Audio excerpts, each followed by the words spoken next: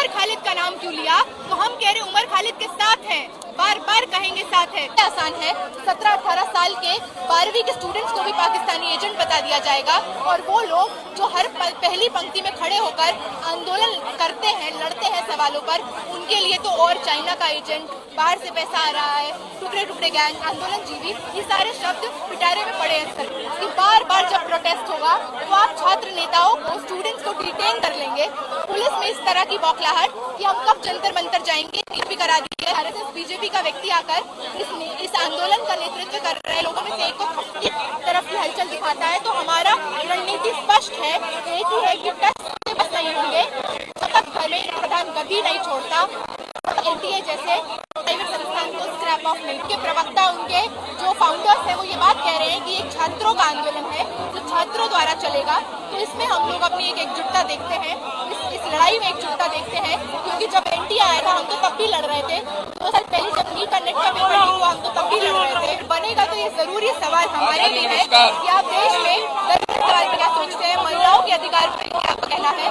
मुसलमानों के साथ लेकर हम चलने को तैयार है जब तक इसकी मांगे एक बड़ी जनता के पक्ष में वो की जाएगी। इसीलिए आपको दिखेगा इस तरह के तमाम तत्व यहाँ पे आएंगे जो कहेंगे कि हिंदू विरोधी, देश विरोधी नारा नहीं लगना चाहिए ऐसे से, क्योंकि देश के आपको लगता है, देश में राष्ट्रवाद और देशभक्ति के लिए हम लोग जिंदा है, हम लोग विरोधी नारा नहीं लग रहा है।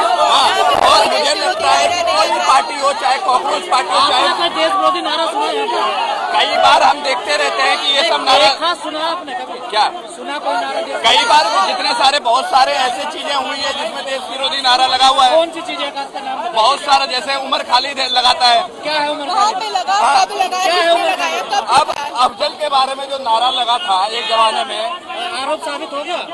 कैसे साबित कैसे होगा? धीरे धीरे होगा ना साबित। 6 साल हो गए भाई। कसाब को भी जेल जाने में टाइम लगा था। पेपर लीक हुआ है, उसके साथ खड़े रहते हैं तो यहाँ पे रहिए, नहीं तो चले जाइए। व्हाट्सएप यूनिवर्सिटी की बात यहाँ पे मत करिए। यहाँ पे कोई नारा लग रहा है साहब, यहाँ पे कोई ऐसा नारा नहीं लगा। आप मुद्दा भटकाने का काम मत करिए। आंदोलन उमर खालिद का है, छात्रों का। देखिए एक चीज बताइए, लेकिन स्पष्टता से आप बताइए। कुछ लोग, मैं नहीं कहता हूँ कांग्रेस पार्टी, लेकिन कुछ लोग इसके आड़ में अपना राजनीतिक रोटी सेक रहे हैं, इस बात से आप एग्री हैं? बिल्कुल नहीं, ऐसा यहाँ पे कोई नारा नहीं लग रहा है। लगातार हम लोग इन प्रोटेस्ट में आ रहे हैं। रही बात इसकी कि यहाँ पर स्टूडेंट्स के पक्ष में एक बेहतर शिक्षा प्रणाली लागू की जाए, ये इसकी लड़ाई है।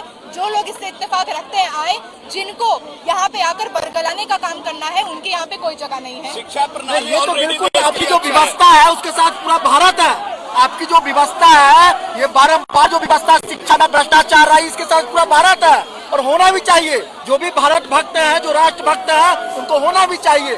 लेकिन कुछ लोग आकर के, जैसे आपने बोला, प्रोपेगेंडा फैला के नेगेटिव चेंज करना चाहते हैं, उन लोगों को क्या संदेश देना चाहिए? उनको यही संदेश देना चाहूंगी कि आप जब ये कर रहे हैं तो आप जानिए कि आपके हाथ भी उन लोगों के खून से रंगे हैं। पिछले 24 घंटे में 5 लोगों की जान गई है, पिछले 20 दिन में 11 लोगों की जान गई है।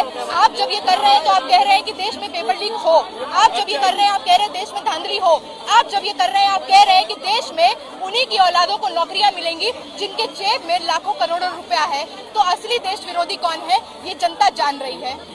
बिल्कुल। पिछले 12 साल के शासनकाल में आज जो पढ़े लिखे युवा हैं, जो लोग जागरूक हैं, वो समझ चुके हैं और आज संग्राम कर रहे हैं। जो लोग व्हाट्सएप यूनिवर्सिटी में घूम रहे हैं, उनको अभी भी समझ में नहीं आ रही है। बिल्कुल नहीं आएगी, पर ये लड़ाई उनके लिए भी है। उनको भी जानने की जरूरत है कि आपके भी घरों में जो लोग MA PhD करके बैठे और बेरोजगार हैं, हम तो यहाँ पे जब लड़ते हैं तो आपके